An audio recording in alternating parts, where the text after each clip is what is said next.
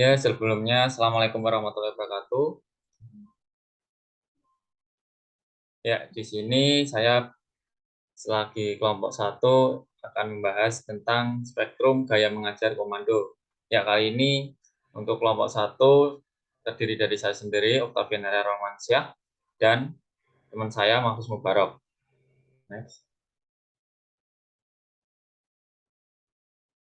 Ya, jadi apa sih dari gaya komando sendiri? Kan yang kita ketahui kan ada beberapa gaya cara mengajar itu. Ya, kita kali ini akan membahas tentang gaya komando.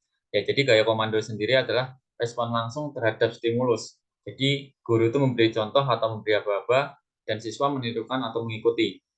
Nah, di sini ditargetkan tujuannya adalah menampilkan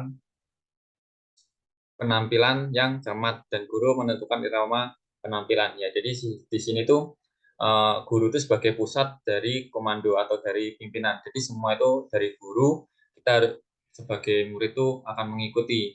Seperti ini tujuannya adalah penampilan yang cermat supaya apa si siswa itu cermat kepada kita atau pimpinan itu. Guru menentukan irama penampilannya. Di sini adalah guru sebagai patokan. Seperti itu. Next. Unsur-unsur khas gaya komando. Ya, di sini jadi ada 5 unsur khas ya. Jadi dari gaya komando yang pertama itu semua keputusan dibuat oleh guru. Jadi di sini semua tergantung kepada guru karena guru adalah sebagai komando atau pimpinan. Kedua, menuruti petunjuk dan melaksanakan tugas merupakan kegiatan utama siswa. Jadi di sini siswa atau murid itu dituntut untuk menaati tugas yang diberikan kepada guru. Dan yang ketiga adalah menghasilkan tingkat kegiatan yang tinggi. Jadi pada gaya komando ini menghasilkan tingkat kegiatan yang tinggi. Kita bisa lihat biasanya sekolah yang menggunakan unsur gaya komando itu akan mendapatkan tingkat penghasilan kegiatan yang tinggi. Seumpama kayak garis berbaris, habis itu kayak suatu rapat atau gimana akan mendapatkan tingkat yang lebih tinggi. Dan keempat, dapat membuat siswa terasa terlibat dan termotivasi. Karena apa? Di gaya komando itu ada interaksi antara si guru sebagai komando dan siswanya sebagai murid. Yang kelima, mengembangkan perilaku disiplin. Nah, di sini jika kita menggunakan gaya komando kan sedikit ala-ala militer seperti itu ya, otomatis para siswa itu akan mendapatkan tingkat kedisiplinan yang lebih tinggi daripada menggunakan gaya mengajar yang lain seperti itu. Next. Ya, di sini sasaran dari gaya komando itu sendiri. Perinci peranan guru, peranan siswa, dan hasil yang dicapai. Nah, jadi di sini tuh akan memperinci apa sih peran guru sebagai guru di gaya komando itu, habis itu sebagai peranan siswa itu apa sih, dan hasil yang akan dicapai itu seperti apa. Sasaran yang dicapai akan melibatkan siswa yang akan mengikuti perintah atau petunjuk guru dengan sasaran sebagai berikut.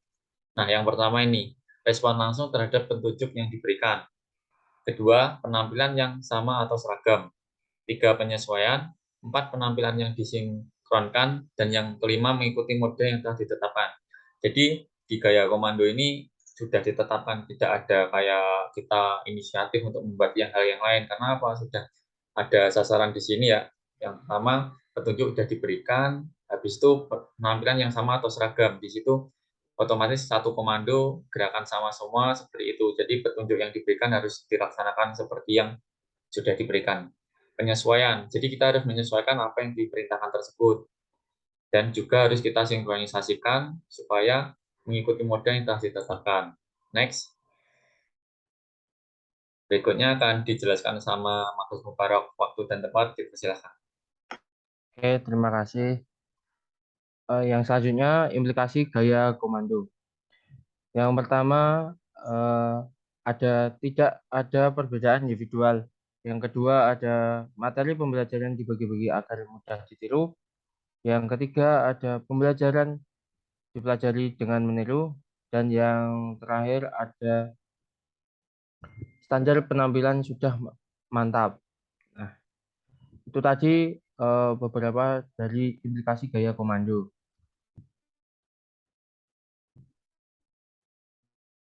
Dan selanjutnya ada anatomi gaya komando.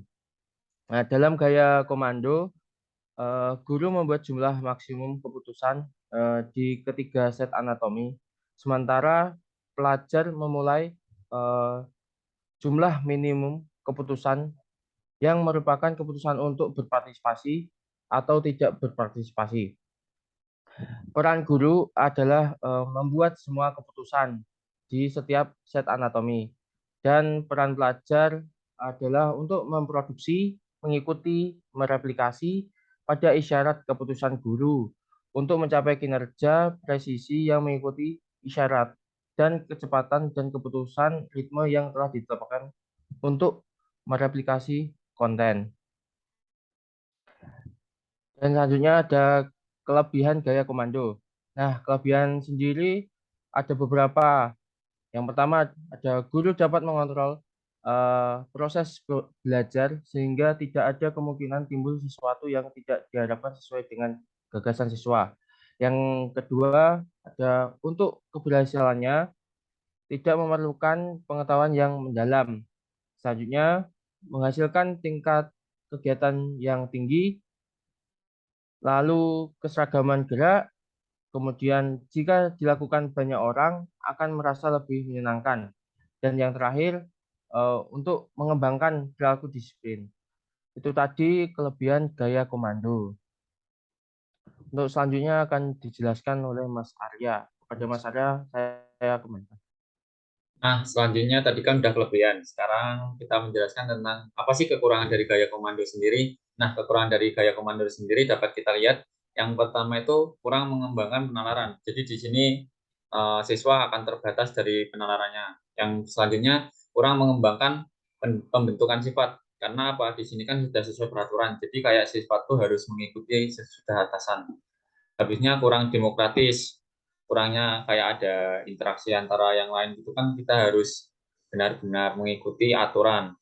Dan yang keempat, menghambat perkembangan kreativitas dan individualitas. Di sini kita tidak bisa mengembangkan kreativitas karena apa? Kalau kita mengembangkan kreativitas itu kayak kita membuat aturan sendiri. Jadi akan sedikit melayang atau melencong dari gaya komando itu sendiri atau perintah yang sudah diberikan dari atasan.